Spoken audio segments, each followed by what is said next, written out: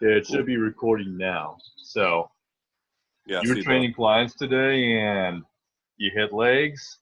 yeah. So one of the questions I wanted to ask is, what originally got you into this? Well, into like what, like bodybuilding?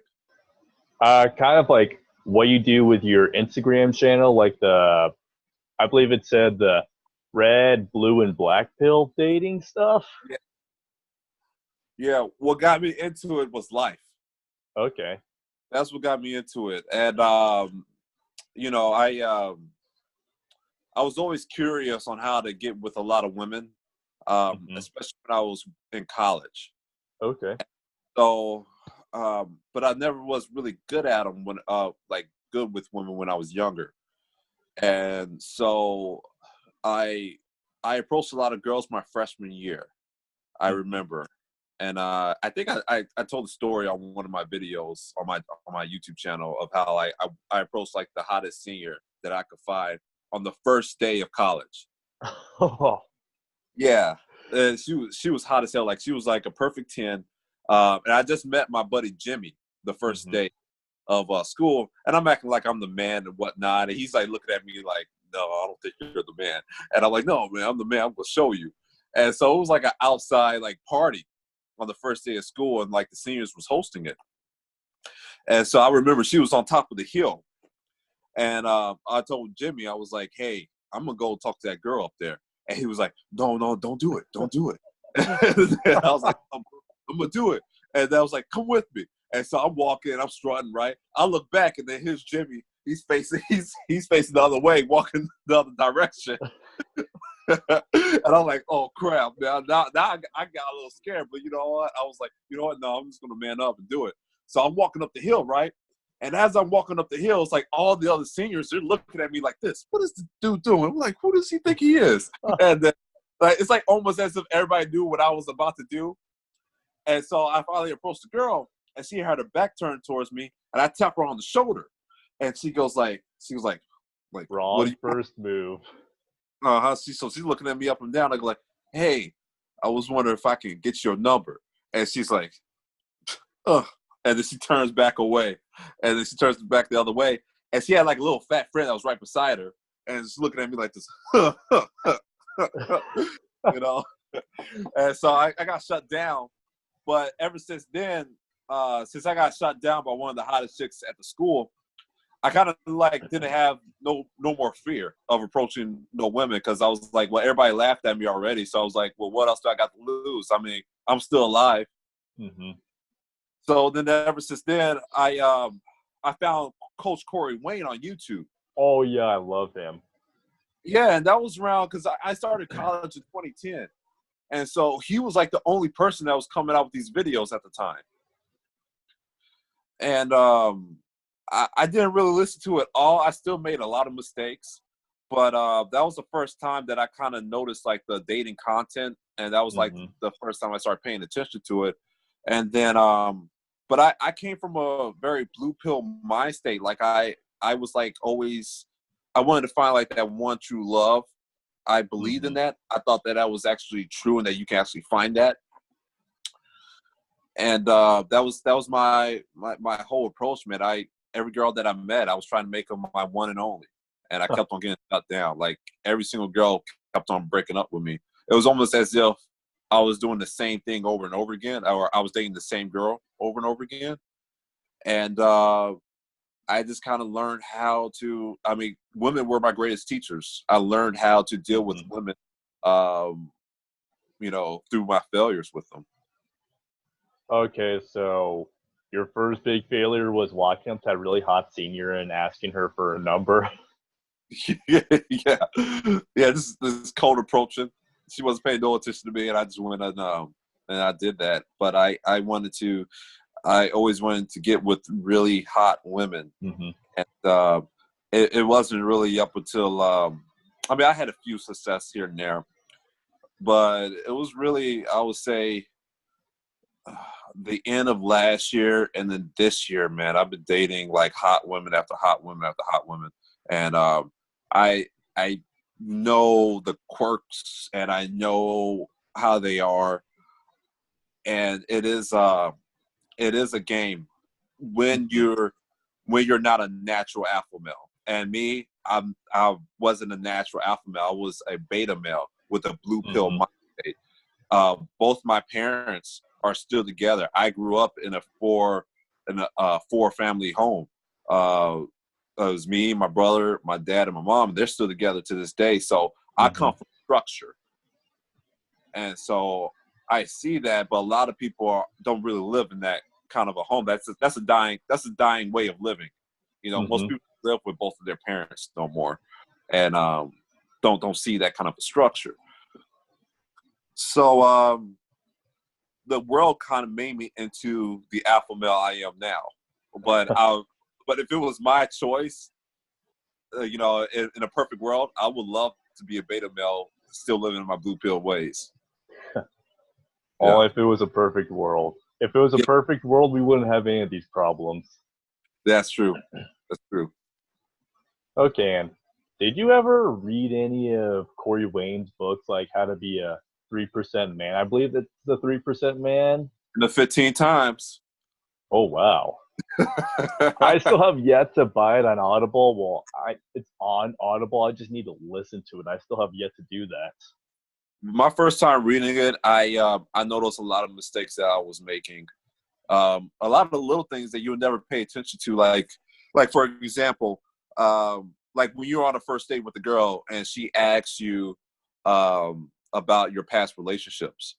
Well, what I'll do is, because I usually have girls just break up with me because I was just like, you know, too nice to them, too available. And so I'll be like, oh, they're crazy. She was crazy, or I talk bad about them. And then what Corey Wayne pointed out was that's something that is bad to do. You never want to talk bad about a girl that you just recently dated, because the girl that you're dating now, she's going to think if something was to happen with her, that now you're going to talk bad about her. Also, you never want to tell a girl that a girl broke up with you, because at the same time, it's kind of like, well, if she don't want you, then why would I want you? So I never tell a girl that another girl broke up with me. I'll say something vague like, yeah, I mean, we just decided to, you know, go our separate ways. You know, she was going this way, I was going that way, but the relationship was good, and she's a great girl, and I wish her the best. So just say some BS like that. Even if it's not true, you just say that. Yeah, you just lie. Like with women, you can't really tell the truth with them. That's also what I learned. If you want to keep them around long term, you have to act a certain way. A woman's not your friend, so you don't treat her like she's your friend. If you do, she will eventually put you in the friend zone. And you gotta hide certain stuff from them, and you can't be too friendly with them. One book I read this summer recently that I learned a lot from, and wonder if you read it. It's No More Mr. Nice Guy by Dr. Glover. I'm gonna look who it is really quick.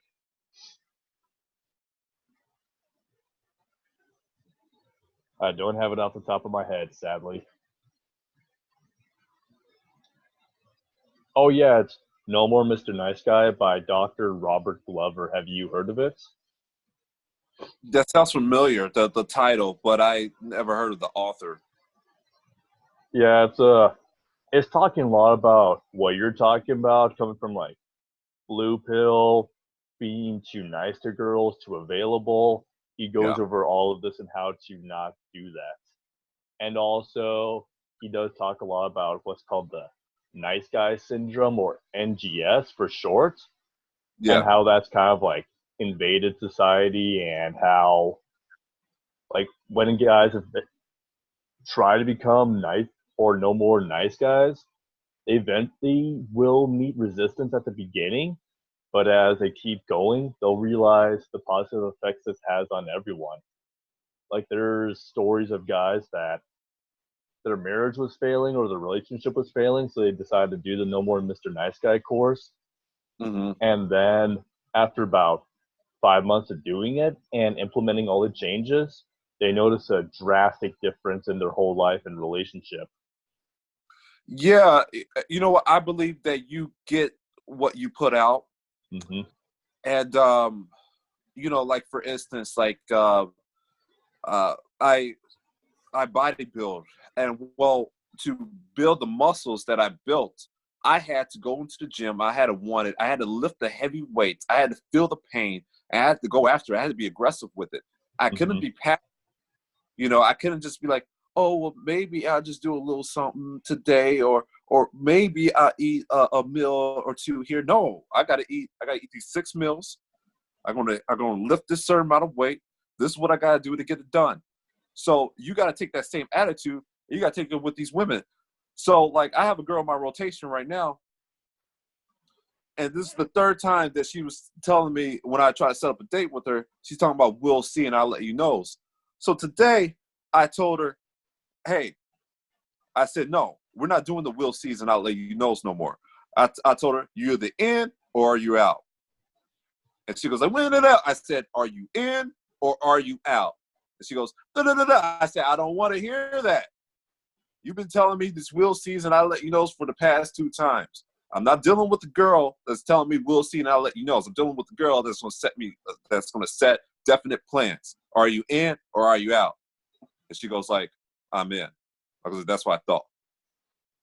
So that's a woman wants a man that's direct, that takes charge and in control. And usually that man is like that in every aspect of his life.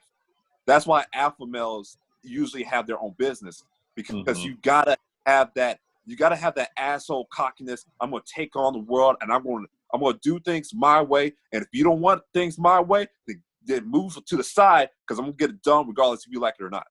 And that's the attitude you gotta have with these women too. And do you feel like going to the gym and getting into bodybuilding, did that also help you with like your dating life? Did that have any carryover? Yeah. So what I need to tell guys is this, is that so I'm able to get a lot of hot women because of my looks. Point blank simple. I mean, I make regular money. I'm not poor. I'm not broke, but I'm not extremely rich. And I'm able to keep these hot girls away from millionaires and away from guys with more. Why is that? Because 1, I have the looks, and 2, I act more like a man than they do. So the guys with a whole lot of money, they hide behind their money, but also they hide behind their money, but they never was taught or even know about how to act with a woman and how to be in your masculine frame and how to be dominant. And how to be dominant. Like literally, I have girls who use these millionaires for their money, and then they come back to me and they suck me off for free. They basically use the millionaire to get what they want with money, and then they come to you. Yeah, and I don't do nothing for them. Nothing. That is something that I know I can start implementing more in my life, but recently I have not been focused on my dating life. I've been more focused on getting my business growing. That's been more my focus. Yeah, and that's what you want to do. You want to focus on you first, because women are always looking for the highest value male. And so that's why I'm taking more of the time out to focus on my business. And the only reason why I'm dating girls right now is because that's part of the business that I'm building. I mean, if you're a dating coach, you should probably be dating ladies. Absolutely. So now I look at it as a job. So I have my rotation going, but I look at it as a job now. And so I'm somewhat being productive because I'm still following my mission and my purpose. But every man should focus on being the best that they can be first, because like I said, women are always looking to upgrade. So if you haven't made yourself the highest value male possible, what's really going to show out is your overall confidence in your aura. If you know that you're not being all that you can be, your lady is going to feel that, and she's going to feel you not being as confident. And guess what? She's going to go to the next guy that is that confident. It's not necessarily that women care about money and material things necessarily. It's the aura that the man gets from gaining that material things. He gets more confidence. He gets more swagger. I learned how to get that confidence and that swagger without having much. You know, it's like you might see a fine girl walking around the mall, and then she got a dude that look half as good as her, and then guys be like, well, how did that guy get her? He got her because he is totally confident in himself, regardless of what he looks like, regardless how much money he makes. He is extremely confident, and he is in his masculine, and he puts that girl straight when she tries to test him. Yep. And it's as simple as that. I mean, if you just stand up to them, you tell them what you want, and you say, "Hey, are you either in or are you out?" Some going to walk away, but the ones that stay, they're going to be the most submissive. And I'd rather have my relationship be like that than any other relationship, because I mean, what's the point? And throughout your dating life, when you talked about walking up to a really hot senior being rejected, I know this happened in my life personally, but was there ever one big like heartbreak moment for you where you realized that you really had to change the way you were doing things? Yeah, it was. So it was. I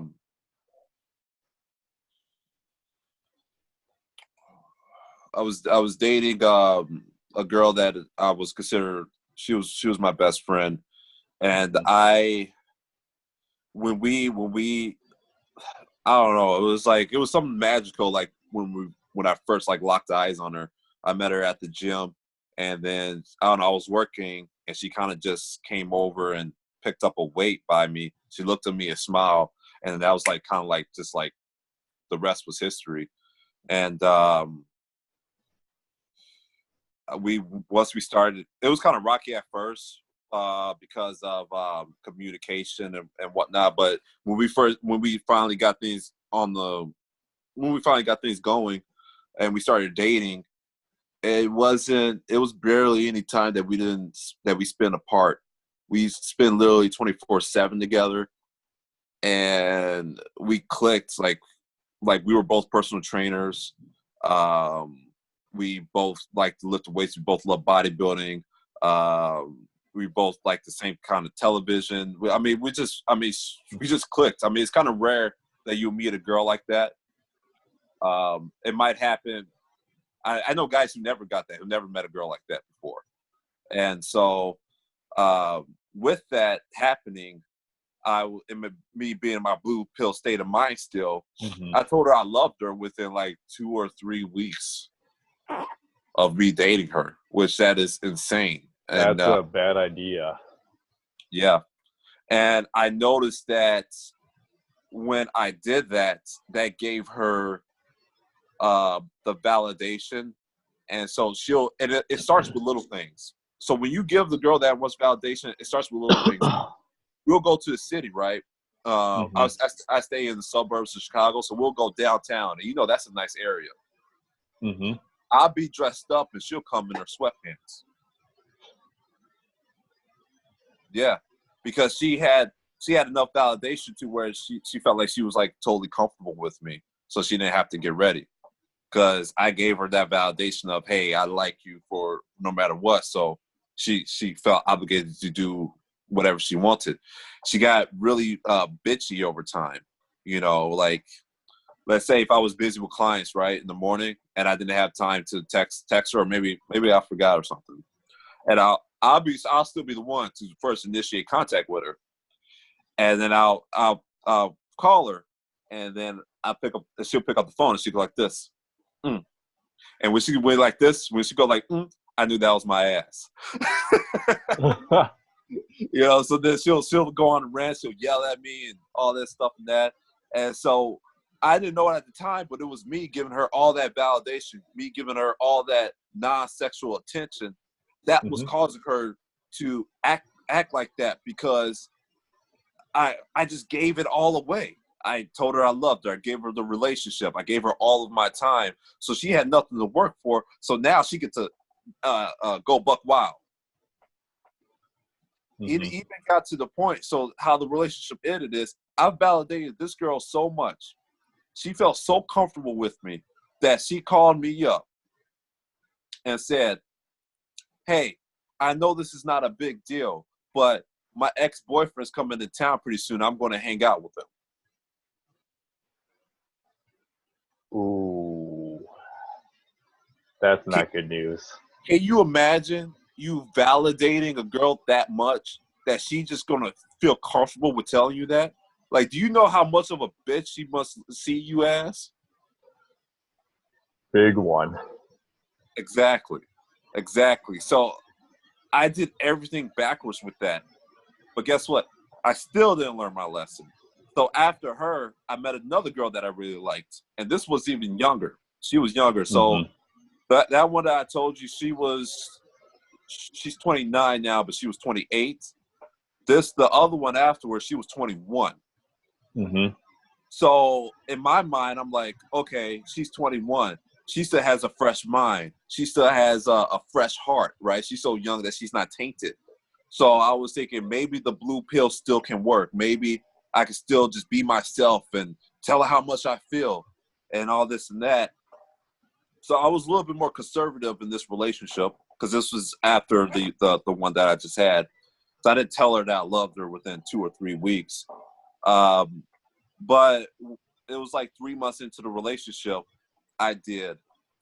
And then the next day we had plans to go out. She ended up canceling on me for the first time ever and said, hey, I'm going to go out with my friends instead. I got a little bit of an attitude because we made plans to go to this place for like, I think it was like 3 weeks in advance. And I just got done with a bodybuilding contest. So I was kind of really looking forward to trying out this place with her. And so I had a little bit of an attitude. And then, and then the next day we talked about it. And then she wanted to break up. I kid you not, bro. I kid you not. A week before, when I was in Florida competing for this contest, she was telling me about the future together, how we were going to move in together, how happy she was that I was in her life.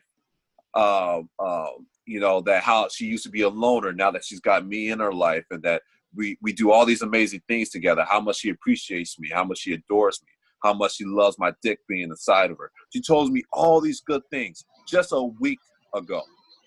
The moment I told her I loved her, boom, attraction went down. And the crazy thing about it is, she told me that she loved me too. But that validation of you telling a woman that you loved her, it just ruins everything. Because why? Because I'm in my feminine. It's a feminine thing to tell a woman that you love her if she wasn't the first one to tell you that. It's a feminine thing to tell a woman that you want to be in a relationship with her. See, women want to feel like they earned you.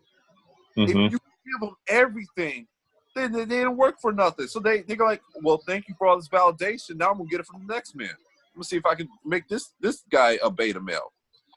And you see my outside appearance. You see, because I was bullied when I was younger. So was I. Yeah. So my inside appearance doesn't match my outside appearance. So on the inside, I'm still that shy little nerd, right? But on the outside, now I look like this brutal alpha male. So women come to me, and then they think that I'm like this alpha male that's going to give them a hard time. And then they find out how soft I am. They get completely turned off. So this is when I knew that the inside appearance got to catch up with the outside appearance now. So I had to do some I had to do some soul searching, man. And now I'm a cold, heartless bastard. Yeah, my first ever experience with what you went through was, and this was first semester of my senior year of college, so last fall. Yeah. The funny story of how we met was a good friend of mine. He was kind of down on his dating life, so he decided to get on dating apps, and I decided to do the same thing to show him that that's the worst thing you could ever possibly do. Well, we ended up meeting on Hinge, and she was actually the first one to suggest that we meet up. So I did that. Everything went well, and then that night I got back from the date. She texted me about how she had a good time and wanted to set up the second date. I'm like, oh, wow, this has never happened to me before. I'll just keep following up. And what you said about bringing up the relationship talk, I did the exact same thing too. I think about, what was that? Since we hung out at least once a week, it was, I think about a month and a half into us seeing each other, I brought up the relationship talk of, hey, we should be boyfriend and girlfriend now. And she was always pushing it back, blamed it on having gone out with what she called shitty guys before, that she wasn't ready to do that. Yeah. And that was the first big mistake I made. And then I think she did this to make me jealous or to see what I would do. We had plans too to go out one night, and then she texted me that she decided to go out with her guy best friend, Right. and I think I failed that test too. And then I think the moment I realized I was validating myself a lot with her, or I put so much of my value into her, is when we were hanging out watching a movie, and then she just said, "Oh yeah, I see you more like a friend than anything else." And that was like 4 months into things, and I had put so much into this, like way more than she did, and that's why I realized that I need to turn things around too. Yeah. Yeah. You see, if you look at most couples, and when you're out in a restaurant, especially if they've been around together for a long time, Yep. what are they doing? They're not paying attention to each other. Nope. You know, they're either have their face in their phone or a newspaper or whatever. They're not even Mm-hmm. talking to each other. That's most relationships. Why is that? Because women like guys who don't really like them. I have experience with that too. The girls who I told them I didn't date because I didn't see them like that. They Exactly. were always the ones who were messaging me first. But this is the secret here, and this is what I learned how to do now. Mm-hmm.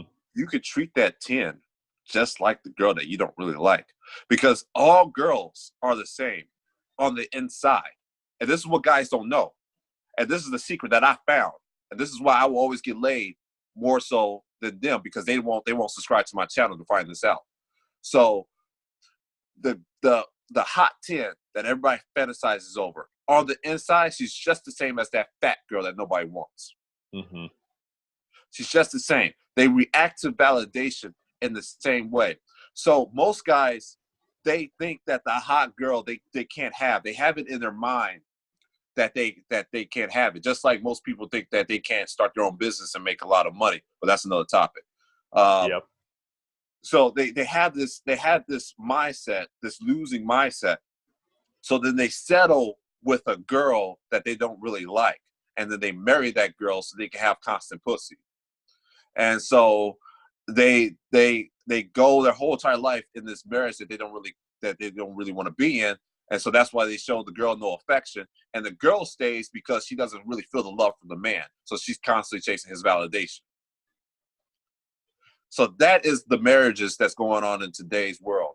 What I'm trying to do with my channel is I'm trying to enlighten these guys and tell them, hey, you can get that hot girl that you really want. All you got to do is act like you don't really want her. So one of the girl that I was telling you about that's in my rotation, she's the hottest girl that's in my rotation right now. She was telling me how she wants to go to move to Orlando to be with some millionaire dude, and he was going to pay for her lifestyle and all this stuff and that. You know what I told that bitch? I said, go ahead. I said, do it. I said, you young, you're going to have you need a short window. You've only got a short window to do this lifestyle. And then you know what she said after that? She goes like, oh, well, maybe I'll just visit on the weekends. Women love it when they feel that you don't really care about them. Mm-hmm. So as long as I keep her on that puppet string, she will stay attached to me. I can be broke living with my mama, but if I just don't validate her and I show her I don't really care about her that much, she will stay attached to me. Yep. This is the secret. And it's really simple if you break down the science. It's easier Mm-hmm. said than done. It's easier said than done, and you kind of got to be at the point where your heart is obliterated, because that's how you're going to be able to do this stuff. Some guys are natural at this; they're just naturally born this way. I had my heart to be obliterated in order for me to now be an alpha. Same. Yeah. So, but I'm kind of glad that it happened, and I'm only 27 now, and so I have a lot of fun ahead of me. I'm 22, so I still got a lot ahead of me. Yeah, and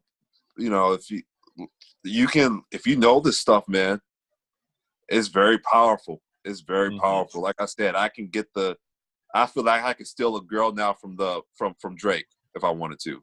If Drake is a simp and he treats his girl nice, I can steal it. I can steal his girl from him. And one thing I did do when I was trying to get rid of from the book, No More Mr. Nice Guy, I was doing this, trying to get rid of that over last summer.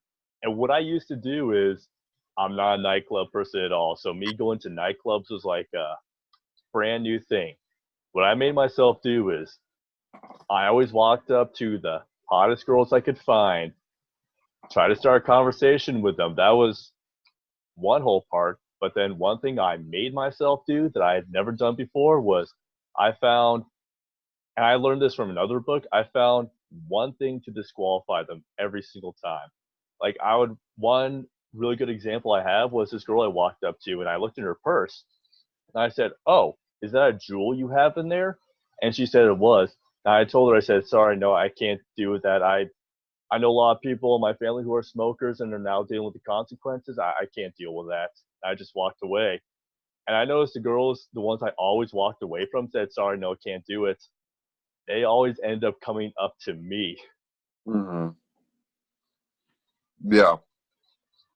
I was the walking away part is so powerful, and I noticed I first noticed this about 2 years ago. I was dating a girl that I went to college with, and later on I ended up personal training her later down the road after college. And what happened is that I trained her and her friend. And her friend, they were both good looking girls, but her friend was smoking.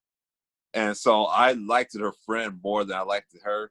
And so while I was pursuing her friend, her attraction was growing for me because she was chasing my validation. So she kept on asking me if I want to hang out solo and all that, and I'll plan stuff and I'll cancel on her because I didn't really care. And then finally one day I agreed to it. So I was gonna meet. She lived down in the city. She just got a new place in the city. So I'll go over there. I think we were going to see Star Wars at the time. I think it was like I think it was the one with Force Awakens. Not the one after that. The one. Oh, right, The Last Jedi. Yeah, no, I think it was the one before Luke was brought back into the series. It was like oh no, that is the second one, right? Yeah, so it was the one with Luke Skywalker coming back. Yeah, so it was The Last Jedi. So we bought tickets to go see The Last Jedi, and she had two girlfriends over, and they were smoking hot, man. These girls were hot. So she was like, "Yeah, my friends are here, and I don't know if we're gonna make the movie tonight, but just come, you can just chill with us tonight and sleep over, and we'll go see the movie tomorrow. I'll pay for it." I'm like, "All right, cool. I get to spend the night just me and three hot girls, and she's gonna pay for the movie." I'm like, "Oh man, this is awesome." And then later on the night, her friends left. One of them stayed in her living room. And she told me to come with her to their bedroom. So you already know what I'm thinking. I'm thinking I'm getting laid, right? Yep. So like every guy thinks. Yeah, right.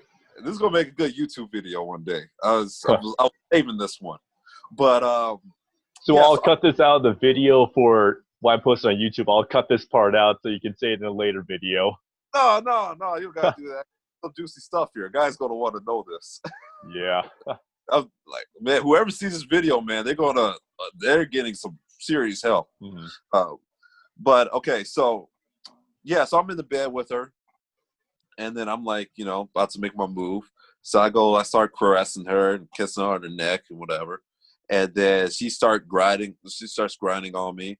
And then all of a sudden she tells me to stop. And I'm going like, why? And she says, she says, the only reason why you like me is because things didn't work out with my friend. And I go like, that was months ago. I mean, like, I'm with you now. And she goes like, no, you just a dog. I don't want to deal with you. I go like, okay, fine. So I go back to the other side of the bed. About 10 minutes later, she gets out of the bed. She goes into the living room. And then she goes to a friend. Yeah, Derek is just a dog. You know, he ain't this, he ain't that. He sucks at personal training. He's just a big dumbbell. All he got is those muscles. He ain't nothing. He ain't this, he ain't that. And she starts saying this to her friend. And I'm just sitting there, just taking it all in. I'm just listening to her. Oh, I'm like that now. I'm like this now. Oh, okay. And now she's really going off now. Now she's calling people up. She's calling like her homegirls up. She's calling her homeboys up. Hey, there's a dog in the house. Yeah, we got a dog in the house. Yeah, there's no good dumb bodybuilder that's in the house. Yeah, blah blah blah. She's like going mad off. Ooh. And point where I'm just pissed now, right? So I get out of bed, put my pants on. I go in the living room. My jacket's on one of her couches. And as I walk in, both of them look at me. Oh, hey, come sit with us. Come sit. Like I didn't hear none of that she said, right? And I grab my jacket, and I head to the door to walk out. And she goes like, where are you going?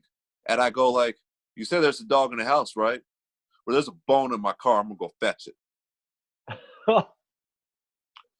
So she goes like, what? So she chases after me, right? I go downstairs in the elevator to go to the garage. She's in the elevator with me. And she goes like, well, you can't say that I was wrong. You are a dog. And I go like, she goes like, you're not going to say anything? You're not going to say nothing? I go like, there's nothing to say. I feel disrespected. I'm tired. I'm going to go home and I'm going to sleep. She goes, you're not going to say anything, huh? You're just going to walk away. I go like, yep. I walked away. And she's like, and so I get in my car. I drive home, right? About 10 minutes later, she's calling me up. Please come back. Please come back.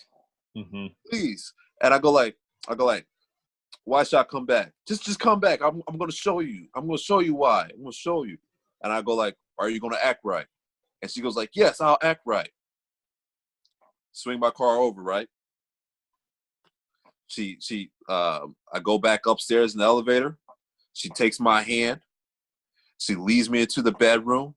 She opens up her legs and says, come take me. And I got laid. I got laid that night. The Who's first day. ever watching this video is going to get some juicy stuff now. Oh yeah. She gave it up. And you know what? The first time that we had sex, that was the most passionate time because that's when she felt my strength the most. Mm-hmm. And she made noises. She made moans that I'd never heard before. And women want to submit. That's when I knew women want to submit to a man that's a man that can walk away from them and that doesn't need them. That's not going to argue. That's not. You see, I show no emotion. It wasn't only the fact that I walked away, but it was the fact that I showed no emotion. I wasn't yelling at her. I didn't show that I was sad. I was just stone cold. I said, I'm just going to walk. And that's what girls need. And you see, I want these guys to know, because I beg and I plead for these girls when they broke up with me. But if you could just go back to that, when these girls break up with you, most of the time it's a test. It's a test to see how much you really care about them. Guys, if you're watching this right now, the next time a girl breaks up with you, what I want you to do is I want you to be like, all right, cool. And you go walk away. I guarantee you that woman will open up her legs for you within 10 minutes. And guys, when you are watching this, do not do the thing that I did and just start bawling your eyes out and acting like a beta. Do not do that. That's about the worst thing you can do, because then you look like that. Well, I mean, all girls like puppy dogs, but they don't want to be dating one. No. You gotta show no emotion, and you gotta show that you don't care. Like, you don't need them. Yeah. You don't need them. That's essentially that's what they want. And it's easier said than done when you grew up with the blue pill state of mind. Mm-hmm. And most guys are beta males. And like I said, a beta male is not a bad thing. It's not a. I think people think of it like a beta male, like you're some kind of you're less than. You're not Mm-hmm. less than. Like I said, in the perfect world, I wish I could be a beta male. Right now. I'll be a beta male that's married and have 2 kids by now. If it was Mm-hmm. my choice, if it was my choice, the world turned me into what I am today. Yep. So it's like, this alpha male stuff. Everybody think that an alpha male is being cool. An alpha male is not cool. An alpha male is a person that just accepts reality for what it is. It accepts Mm-hmm. the fact that you're never going to get rich working for somebody. It accepts the fact that you're only going to have a few people that's going to be ride or dies for you, and the rest is going to be fake and jealous of you. The Mm-hmm. alpha male accepts the fact of female nature, and that a female is not able to love you. She's only able to love you opportunistically, not unconditionally. Yep. So, it's just becoming red pill. Alpha male is just becoming red pill, but not only with women, but with the world in general. And you know what? It's kind of a sad outlook on things. But you got to grow up sometime.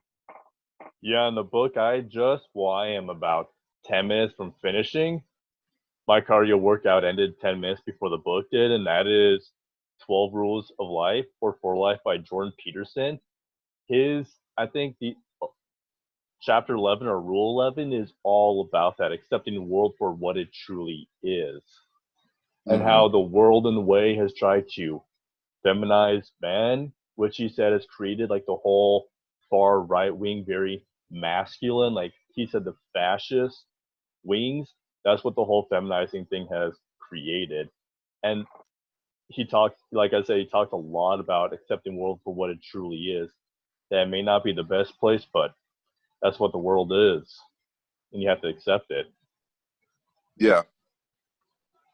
Yeah. Yeah, you do. And then the thing is that it's going to be hard at first. You're going to be Mm-hmm. fighting your blue pill ways. Uh, I still to this day fight my blue pill ways. Like I kind of wish that, man. I wish I could just call this girl up and tell her about my day. I still have Mm-hmm. those thoughts and all that. But I know that women don't appreciate that stuff in the long run, and so you got to distance yourself. If you want companionship, get a dog. Mm-hmm. And for everyone who is watching this video, what should you say when a girl asks you how your day was? Uh, just tell her that your day was good. I mean, what else would you say? Mm-hmm.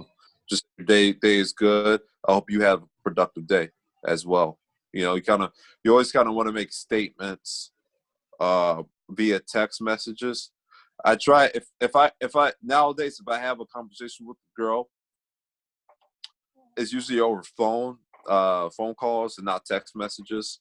Mm-hmm. Um, I just I don't like the text message me personally, because it gives the woman too much power. Okay. It personally gives the woman too much power, and she gets to control the dynamics, because women love to text. So what I like to do is I like to get them conditioned to call me. To call me up. One, it separates myself from the other men, because most men are afraid to call girls up. Mm-hmm. They rather hide behind the text messages. No, girl, I'm not afraid of you. You're going to hear my voice, and I'm going to hear yours. This is how we're going to do things, and this is how I like it. If you don't like it, then you can move on. I'll find another girl that does. Mm-hmm. That's my attitude. So I'll call the girl up. She can ask me about my day through the phone, and then she can get the details through that way. And then guess what? I'm going to set a date for us to hang out. And you ain't going to give me no Will C's, or I'll let you know, or you can walk out that door. And I'll Mm-hmm. replace you too. Okay. And would you say mindset is also pretty big when it comes to being an alpha male, like adopting certain mindsets? Yeah, you got to have an abundance mindset. Like I said, like you get, like I said, I was keep on, I know it was a pattern. I kept on getting brokenhearted with these girls, right? But each time, another hotter girl came along. And guess what? She'll break up with me. But guess what? Then another hotter girl came along. So there's always going to be a hotter girl. This is what I realized, at least for me. At least for me, that's my reality. As another hotter girl is going to always show up. So if you're not cooperating with my program, if you want to give me the Will C's and I let you know you're not free on Saturday night, well then bye. I can replace you. I don't need you. I am the prize. I am the man. I don't care if you have millionaires that want to date you. Guess what? I'll stomp on them too. That's the attitude I have. That's the attitude I go by in life in general. I'm going to stomp on this business. I'm going to make the money that I want to make. I'm going to stomp on this competition. I'm going to beat everybody. And I'm going to get that girl, and I'm going to do my dirty things with her. And guess what? I'm going to move on to the next one. That's the mindset I have. I'm a beast. I'm a beast. I don't care. Yep. Well, that definitely answers that question. And I do think the mindset is critical when it comes to being an alpha male too. Part of my channel is, if you look up my Instagram, I am all about helping men achieve that masculine mindset. And I also look into training them bodybuilder, like just personal training too, because I believe that physical exercise has an immense carryover to all areas of life. Like when I first started working out, I was probably about maybe $145, soft and wet, and I was in the gym, and I was like that typical beginner, didn't know what I was doing. When I felt a little bit of muscle soreness or like that lactic acid building up, I stopped.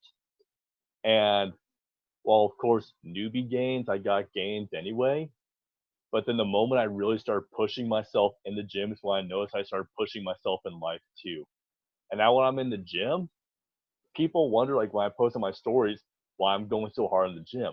Well, now for me, my mindset in the gym, just like Tom Platz, was always, this is do or die for me. I know we don't have like what the animal kingdom does, and that's survival of the fittest. But to me, that's still how society works. So I have to earn my right for society, and that's all in the gym. Like it is do or die for me. That I could be in a lot of pain, like my muscles could be really sore, and I could be breathing hard, but I have to keep pushing because it is do or die. You know what gave Tom Plus that mindset? His wife cheated. Yeah, I was about to say his wife cheated on him, and he just couldn't believe that happened. He was introduced to the red pill.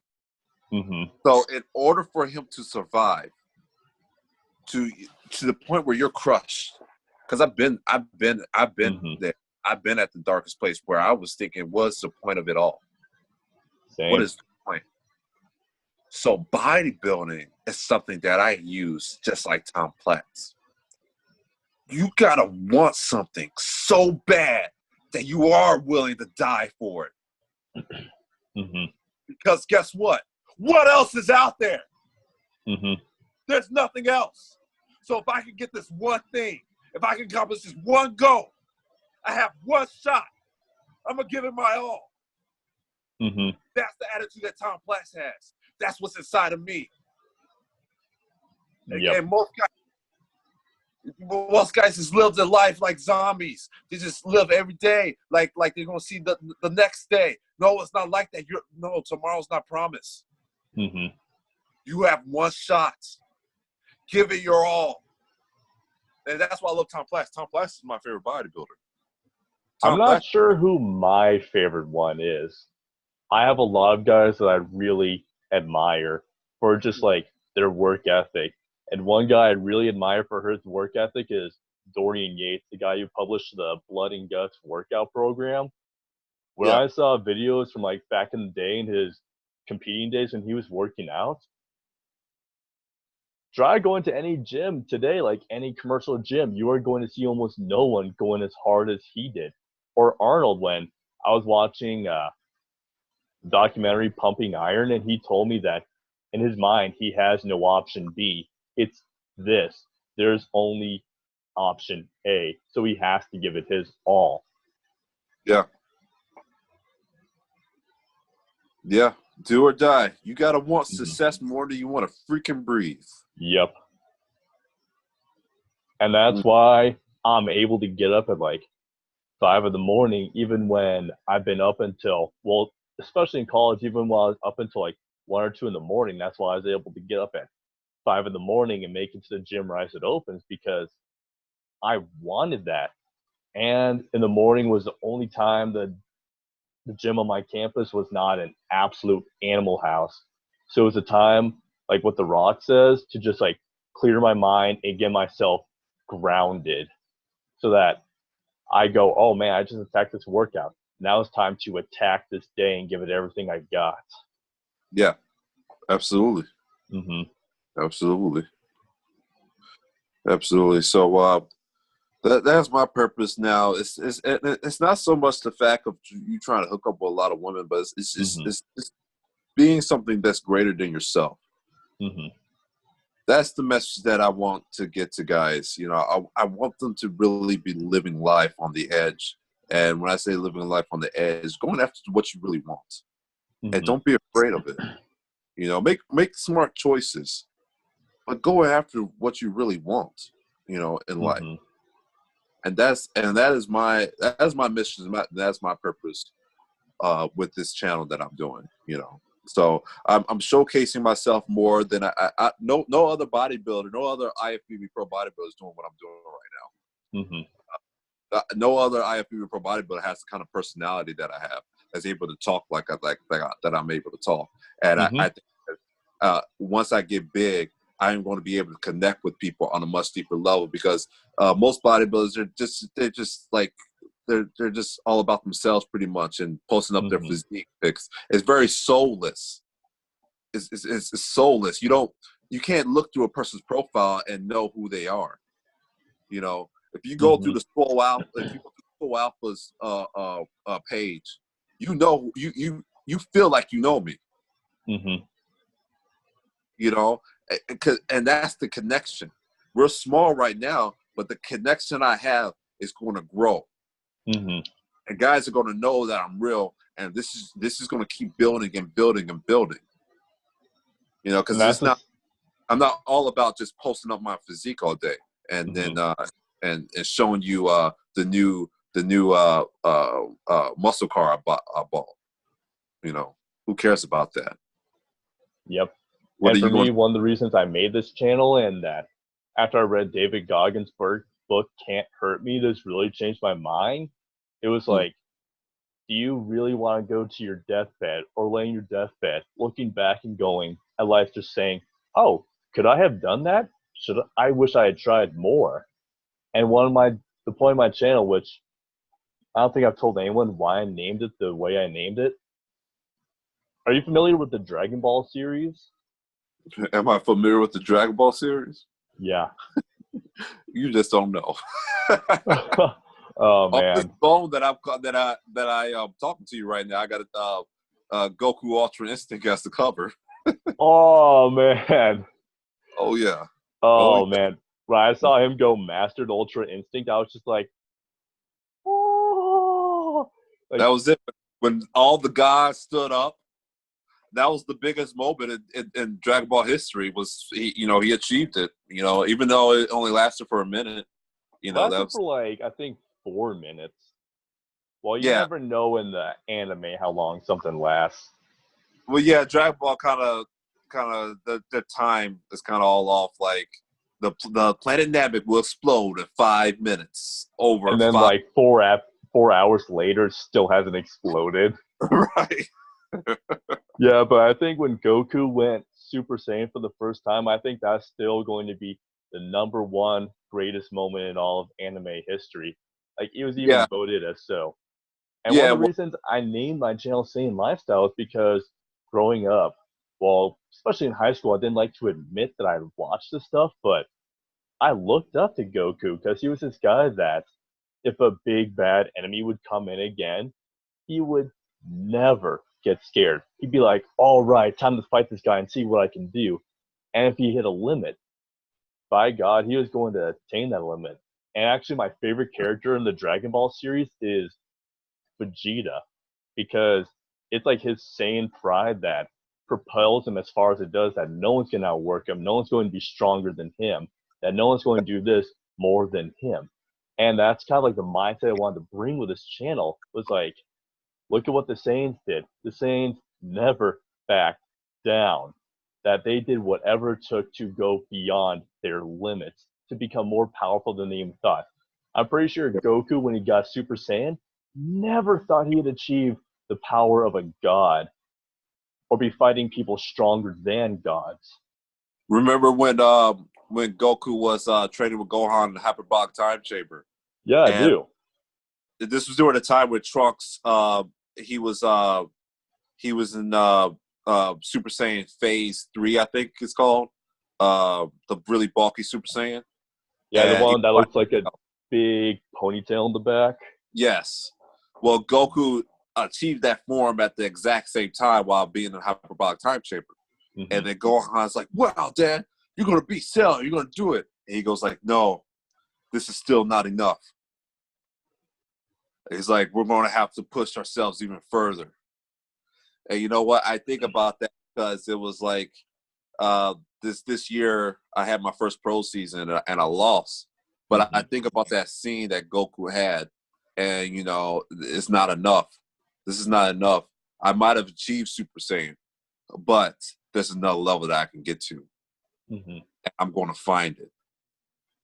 For me, the first time I squatted 315 after I had a really bad hip injury that took me like 7 months to rehab from, and the doctor said I'd never squat again. Yeah. Like, when I hit 315, my first thought was, I never thought I even hit the original weight that I tore my hip, like my hip capsule on. And I just hit 315. What else can I do? Like, how far can I go? Yes. Yeah. And also, my car, Chevy Malibu, I named it Majin Buu, because like after the saga I never thought would end, because Gohan came in, started just wailing on Majin Buu, they turned him into chocolate and ate him, and I'm like, what? And then he just kept eating more and more people. I'm thinking, when is this saga gonna end? Yeah. Like, I didn't think anyone would beat Majin Buu, and then somehow Goku ended up like vaporizing him. Then he comes back again and just doesn't remember anything. Right, as Oob. Yeah. Mm-hmm. Yeah, one of the most powerful moments of that series was that last fight versus Kid Buu and Goku. And if you remember when Buu, he smashed Vegeta against the mountain, and then Boo's coming at him to give Vegeta his final blow. And then out of nowhere, Goku comes and kicks Buu. And he goes like, sorry it took me so long. Majin Buu's the greatest fighter that we have ever faced. He's the strongest, the quickest thing that we ever faced. He's the most scariest thing. He is causing a threat to the whole entire universe. This thing right here is bigger than you and I, Vegeta. But I know that there's still a way to win. And then he goes to Majin Buu. He powers up to Super Saiyan. Majin Buu laughs. He smirks. Powers up to Super Saiyan 2. And goes like, let's go. And he goes, ah! And then powers up to Super Saiyan 3. And it goes after Kid Buu. If that doesn't pump you up, I don't know what does. Oh, man. I don't know what does. Probably another Elliot Hulse video. Oh, man. Yeah, I remember that scene too. And another big anime that I watched, well, I don't watch this current series anymore because it kind of made me mad. That was the Naruto series, because I loved how he was this underdog, that he had this desire to become the village leader or Hokage, and no one believed he would, because he was just like the screw-up ninja. He could never do a thing right. Yet he believed so firmly in his heart that he could do this stuff. And yeah, he went through a lot of big bumps. Spoiler alert for anyone who has not seen or finished Naruto Shippuden and gone past this point, but when his master died, basically the only father figure he ever had in his life, since his parents both died before he was, well, basically before he could even remember. Like, that was the point where he realized that, like, wow, this is just me now. And I think that was the biggest bump he hit, but like all these other bumps he hit, like he had to go past them to become like this powerful ninja that could like gain the respect of an entire village, like the entire world. And whenever I think like a minor bump in the road comes, I'm like, oh, maybe it's not meant to be. I look at Naruto and I'm going, really? He came from nothing. Now he just has like this. He's like the strongest character in the series. What am I saying that I can't do this? Yeah, yeah, and the difference between that and Goku, every time Goku achieves a new level, there's somebody else that's stronger that comes along, Mm-hmm. and Did you it's see kind the of new Broly movie? that's what I was just about to say. I was like, you know, Goku achieves his greatest, the Super Saiyan God Blue form. Took him years to accomplish, Mm-hmm. and this Brawly guy learns how to tap into that power within minutes of fighting him. Oh, in that movie, the scene that like just blew me away is I think when Frieza decided to like kill his dad to see how far he could go, and then you Right. just saw like Broly just go absolute like saying berserk, and then he Mm-hmm. just like loses all control, and like you just see that big explosion. I think that was the moment where I'm like, oh my word, are they gonna be able to beat him? Are they gonna be able to beat him? Like I don't think I've sweat that much during a movie. That movie was awesome. I saw it in theaters. I did too. It was the only Showtime too, and I had to switch with someone that worked for a really late night shift, which was kind of crappy because I wanted to see that movie so bad. Mm-hmm.